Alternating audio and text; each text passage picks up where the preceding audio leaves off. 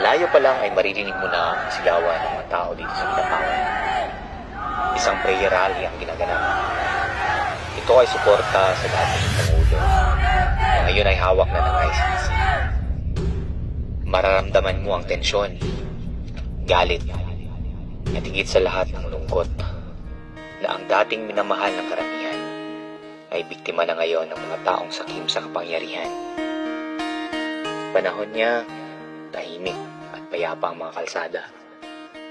Walang droga, mababang krimen. Kaya gets ko ang mga tao na nasa rally. Nakakamiss din ang mga panahong yun. Pero dito laban lang ni Rodrigo. Ito ay laban ng mga Pilipino.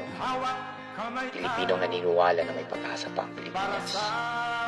Pilipinong nakatikim ng pagbabago. Pilipinong naniniwala sa ating sariling batas. Kaibigan, may pag-asa pang baguhin ang sistema. Dahil ang tunay na lakas ng bayan ay nagmumula sa pagkakaroon.